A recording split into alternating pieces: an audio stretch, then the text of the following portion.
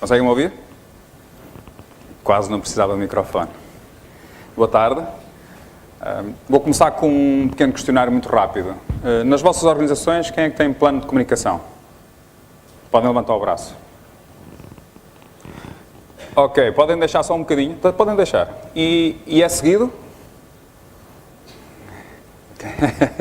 Não, isto não era uma pergunta armadilha. Era um pouco também para definir um pouco o tema hoje, está bem?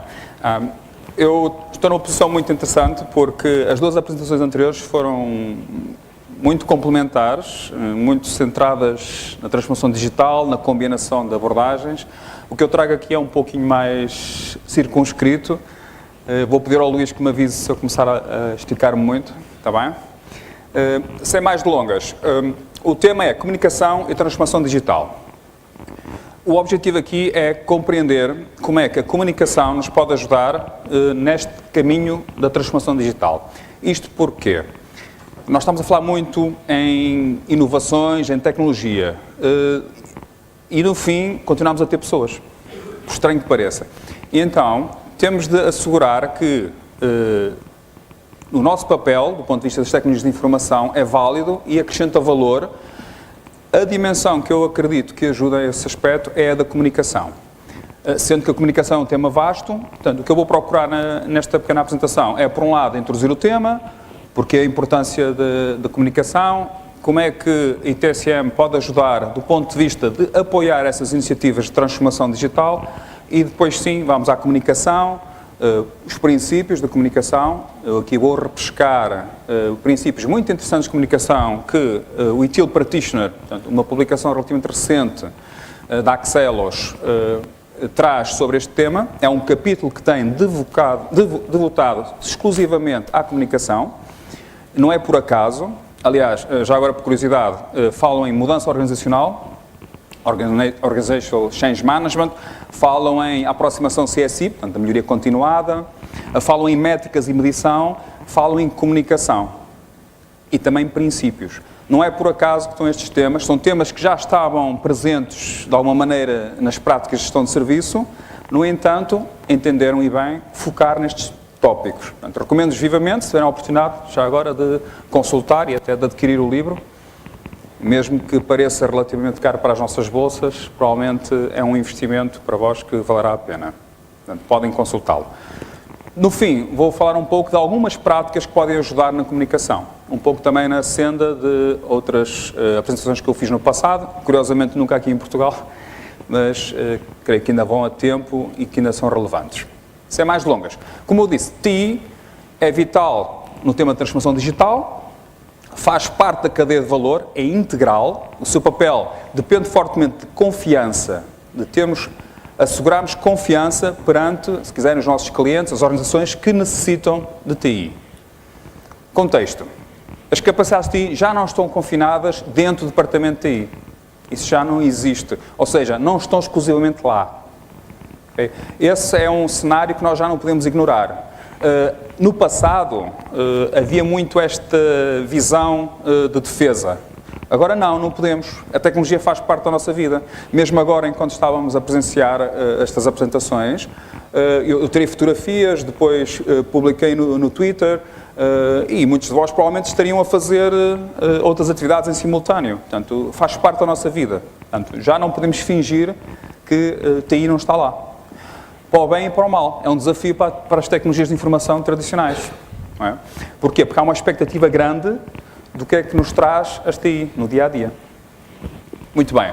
Então, por um lado, temos maior necessidade de coordenação.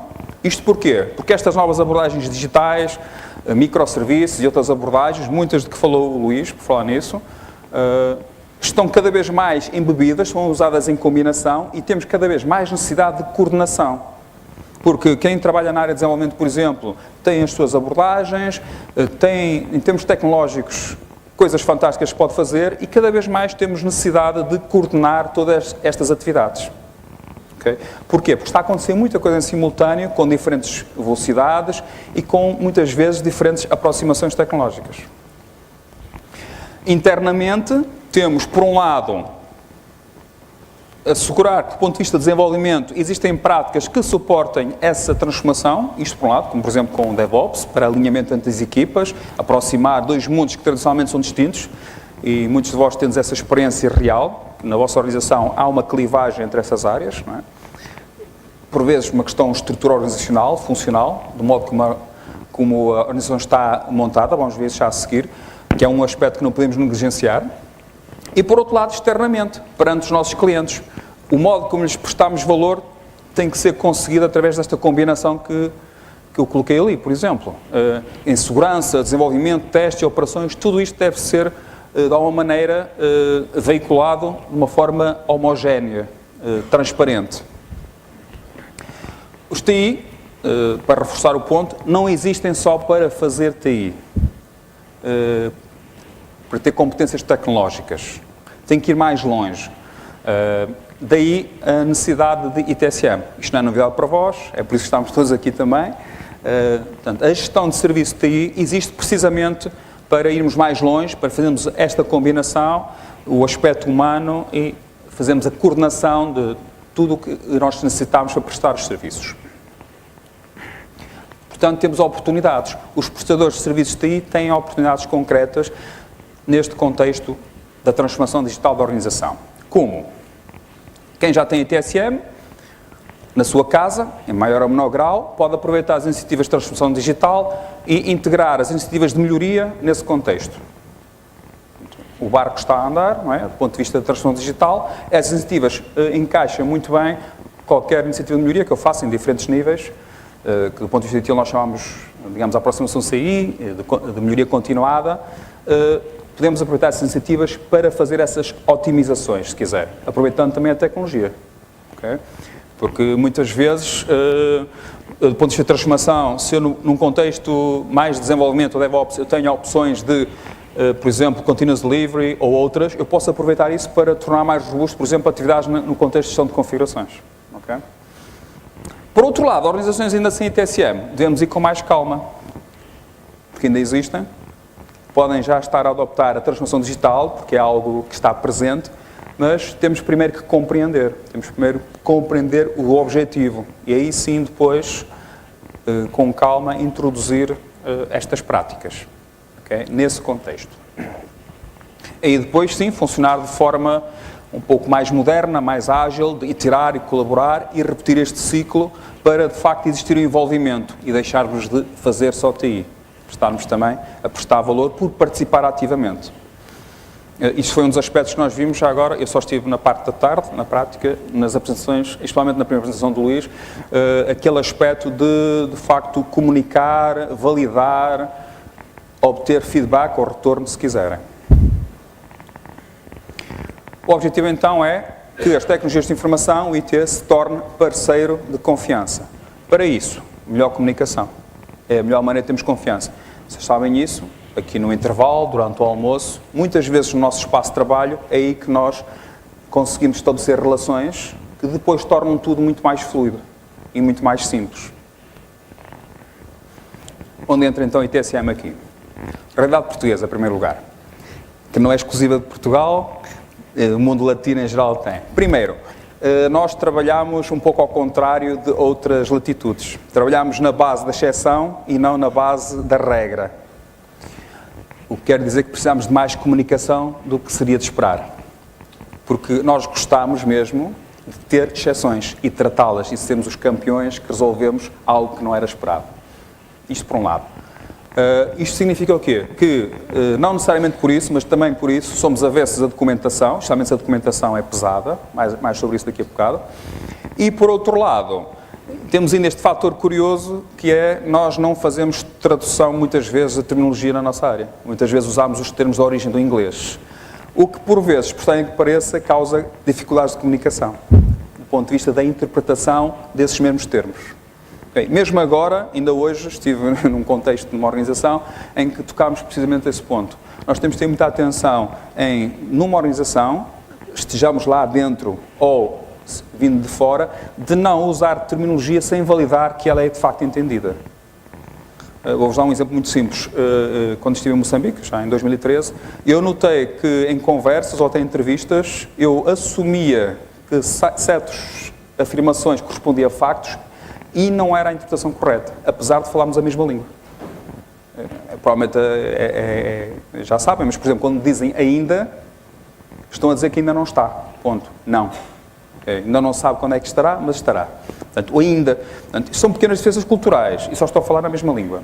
Nas organizações acontece o mesmo. Eu estive numa organização há 2 anos em que a palavra pedido tinha um significado muito genérico.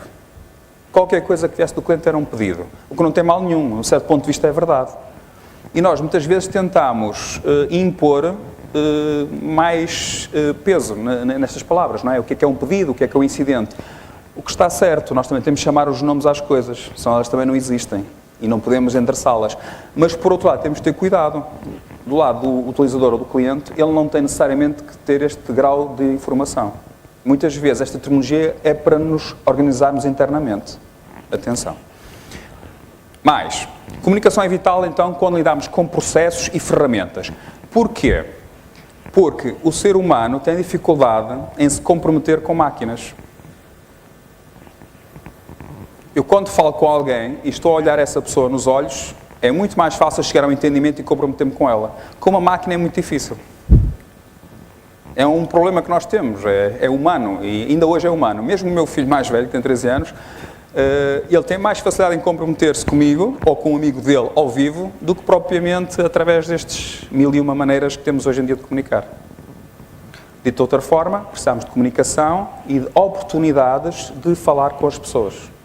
Não podemos fiar-nos só em ferramentas e em processo. Há aqui uma razão de contexto para que tenhamos esta dificuldade do ponto de vista das organizações de ITSM. As organizações de ITSM, um pouco como eu aludi há bocado com a questão de desenvolvimento separado das operações, evoluíram à volta de competências tecnológicas. Portanto, competências. Não evoluíram num ponto de vista de serviço. Okay? Em geral, elas começaram organicamente, com um conjunto de competências, e a estrutura organizacional foi crescendo nesse sentido. Okay? Não foram pensadas de raiz para suportar serviço. Houve uma evolução, não houve uma revolução. Normal. Portanto, nesse aspecto, temos que pensar que o ITIL, em particular, como uma abordagem para a gestão de serviço, ajuda a fazer esta cola, a unificar. O ITIL procura, na verdade, reunir todas estas atividades, tudo o que está a acontecer, numa cadeia de valor unificada. Como, já agora, mais uma vez, o Luís apresentou, quando ele deu aqueles exemplos na narrativa, com a sequência de passos. Aquilo é que é uma cadeia de valor concreta para aqueles casos que ele apresentou. O ITSM ajuda a fazer esta cola, o ITIL em particular, e endereça problemas que não são lineares, como, por exemplo, quem é que é responsável por entregar o trabalho, no fim do dia, que é uma questão que nós dizemos muitas vezes que é de governação, mas é também uma questão de definir claramente papéis, e quem é que faz o quê, isto por um lado, e por outro, como lidar com os problemas de fronteira. Muitas vezes o trabalho não acaba dentro da minha equipa. Muitas vezes o trabalho prolonga-se para outras equipas. Portanto, são 2 dimensões que temos sempre que endereçar. Portanto, nós temos que procurar otimizar estas relações. É esse o objetivo também da comunicação. Não é mitigar ineficiências, ainda que possa ajudar, se quiserem, olear todo este conjunto de atividades, que muitas vezes nós centramos em ferramentas e, às vezes, também em processos. Portanto, o objetivo é termos este conjunto, para prestar serviço em conjunto. Não esquecer, as organizações de TI são ainda relativamente recentes em relação a outro tipo de organização, a outras partes da organização, que já tem mais história, já tem mais sedimento e tiveram a oportunidade de evoluir. E cada um de nós tem a sua abordagem de fazê-las funcionar. Não está ainda assim tão sedimentado, tão difundida uma prática comum de fazer funcionar as tecnologias de informação, do ponto de vista de função, não é? Daí o velho chavão de ITIL, mas que ainda é válido, de adotar e adaptar. Portanto, compreender e depois sim aplicar à minha realidade. Existe, mais uma vez, acordo, comunicação e clarificação. Muitas vezes escrever. ITSM implica cooperação e coordenação. Tem ali alguns exemplos de diferentes partes interessadas, onde eu, de facto, devo cultivar essa cooperação e colaboração. Entre Service Desk e equipas de suporte TI, portanto, internamente, é vital que flua esta comunicação. entre o pessoal que faz o trabalho e quem faz a gestão, quem lidera essas equipas, entre as equipas e as áreas funcionais, portanto, outras áreas não TI. Portanto, há aqui várias plataformas de comunicação que devem existir. Qual é a questão? As mudanças são frequentes. O desenho é meu. Não preciso dizer isso porque se não gostarem, já sabem com quem falar. Nós às vezes temos mesmo de ser isto, temos de ser o folheto humano. Portanto, ao invés de usar o mail ou usar uma missiva escrita, nós próprios é que devemos dar testemunho e devemos ir falar com as partes. Okay? Devemos ser o folheto humano, se quiserem. Porquê? Porque, de outro modo, como é que nós conseguimos assegurar que a comunicação acontece, que flui, que é entendida e que há retorno? Não é? Da mesma maneira que quando fazem, se quiserem, uma escala, portanto, quando escalam um assunto para outra área, que pode ser muito grave, não chega a tirar ou enviar de alguma maneira por uma ferramenta. Não é? Nós também temos que validar se chegou lá. Não é suficiente a tirar, certo? Do ponto de vista um pouco diferente, de projetos. Os projetos de tecnologias de informação são especialmente sujeitos a mudanças frequentes, de âmbito, de entendimento. Temos este problema, muitas vezes, da featurite, não é? De já agora, de mais qualquer coisa, não é? Mais uma vez, necessitamos de comunicação, de entendimento, para precisamente tratar este aspecto que não é fácil de endereçar, que é nem sempre está bem definido, muitas vezes ao princípio não está, por uma série de razões, não interessa agora. Pensamento positivo, também temos que passar à frente, não é? Mas temos de ter muito cuidado, porque não é muito fácil termos este último aspecto, não é? Algo muito complexo não era bem o que era pretendido. Okay? Princípios. É aqui que eu vos digo que vale a pena, não só por este motivo, ler o Util Practitioner. Eu não tenho comissão no Util Practitioner, mas confesso-vos que gostei muito da abordagem. A abordagem de princípios tem uma virtude. É uma base. Ao invés de eu estar logo a ver processos ou algo muito definido, uma receita, tenho princípios nos quais eu me posso rever e posso usar como orientação. Temos então 5 princípios de comunicação. Comunicação é um processo bidirecional. Okay? Mais uma vez, quando eu envio um mail, eu posso assumir que chegou, mas não devo parar aí. Eu devo confirmar que de facto a mensagem foi recebida. Está bem? Isto é importante. Da mesma maneira que eu devo confirmar o entendimento quando eu falo com alguém. Portanto, é necessário provocar a comunicação nos dois sentidos. Okay? Independentemente do meio ou do canal que usam. Okay? Mas, todos comunicamos. Portanto, os italianos têm uma forma de expressar, eles dizem mesmo, isto é um anexo ao dicionário italiano, não é? Portanto, quem sabe fazer isto já sabe falar italiano, não é? Nós em Portugal também temos esta característica. Eu constantemente estou a transmitir, estou a comunicar convosco cada vez que muda a minha postura, que muda de posição, que muda a minha intuação. Tudo o que eu faço comunica. E muitas vezes esta comunicação não verbal é mais importante do que o que eu digo. E nós temos que ter atenção a isso.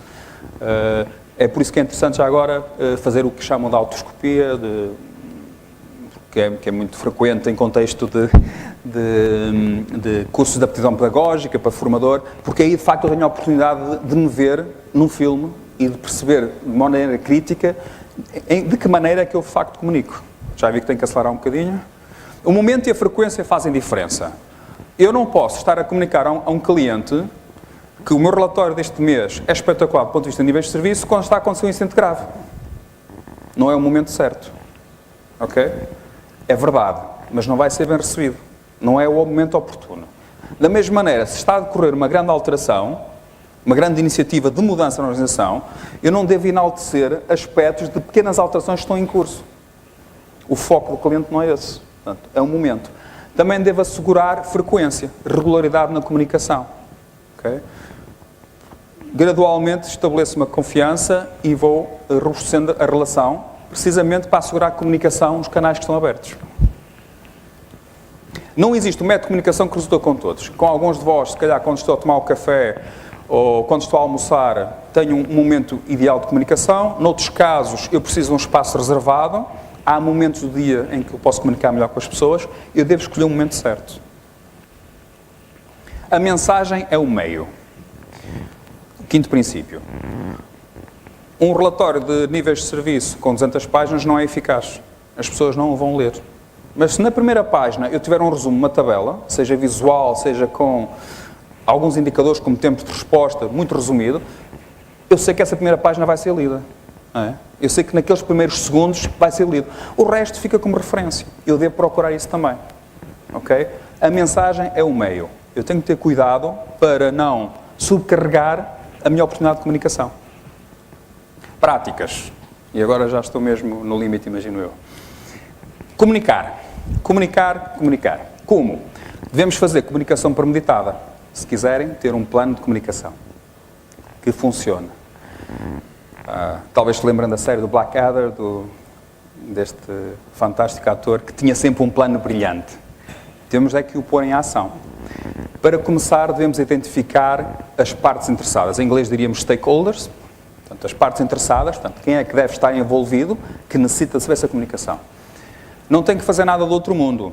Podem fazer, por exemplo, algo como isto. Tem quadrantes, está em inglês, desculpa, colocam as pessoas-chave com quem devem comunicar no quadrante certo, seja porque têm muita influência, seja porque têm um interesse positivo ou negativo, portanto, podem ser resistentes ou podem ser a favor da mudança, e consoante a posição nos quadrantes, podem endereçar a comunicação com eles de maneira diferente.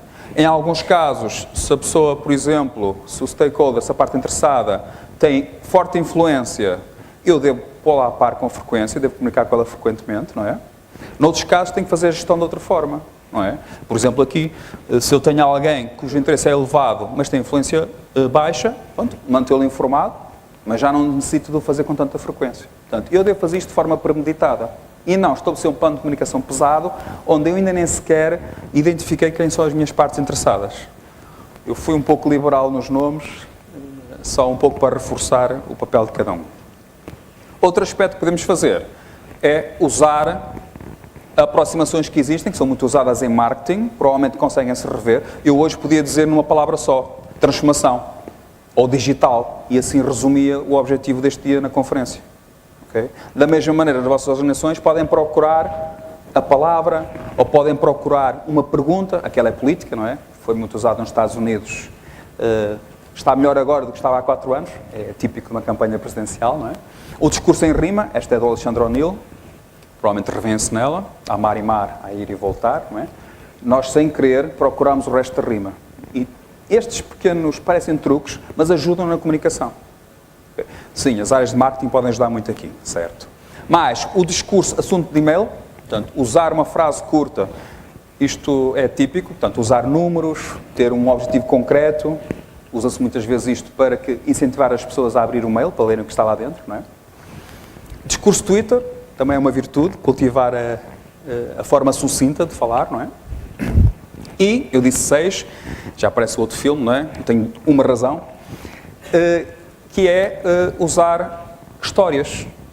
Como eu disse há bocado, muito bem usado, aliás, por Luís há bocado, quando apresentou narrativa.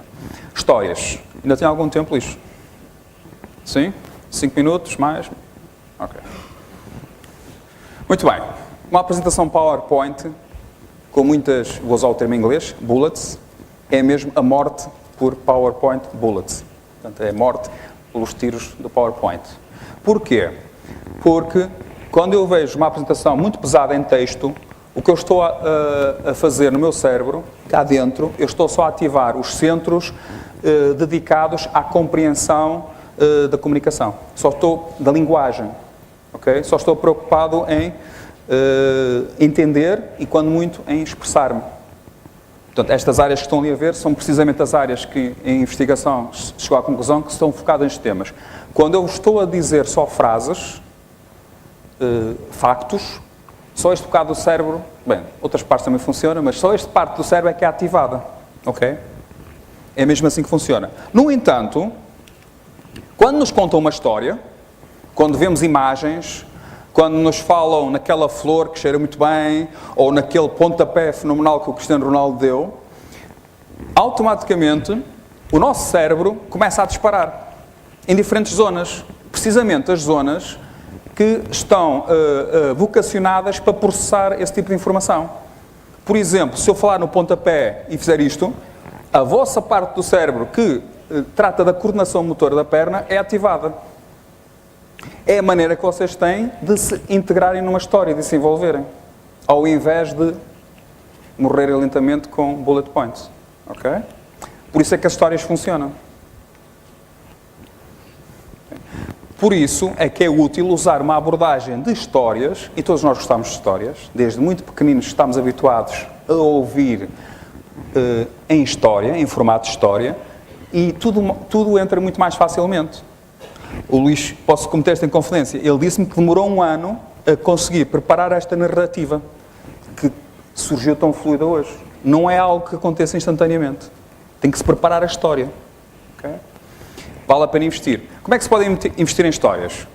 Podem começar com o discurso da Pixar. A Pixar, com A Procura de Nemo e outras histórias fantásticas em animação, encontrou uma série de princípios para contar histórias. Eu vou-vos só deixar um, que é este. É uma estrutura muito simples. Podem fazer esse trabalho em casa ou na vossa organização. Procurem uma iniciativa que está a decorrer agora ou algo que vos preocupe e usem esta estrutura, esta minuta, para não dizer template, em que descrevem, naqueles passos, o que vos está a preocupar ou o que querem mudar.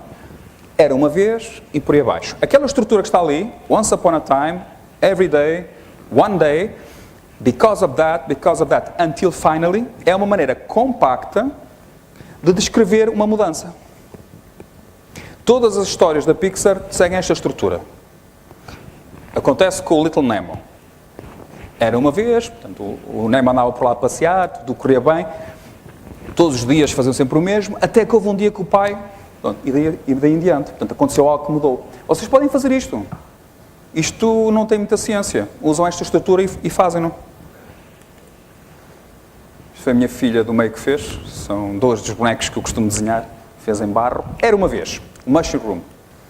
Todos os dias, o Mush estava sempre a pedir qualquer coisa às tecnologias de informação. Algo. Pedia. E claro, do outro lado, não sabíamos o que fazer, porque cada dia era um pedido diferente. Todos os dias. Um dia,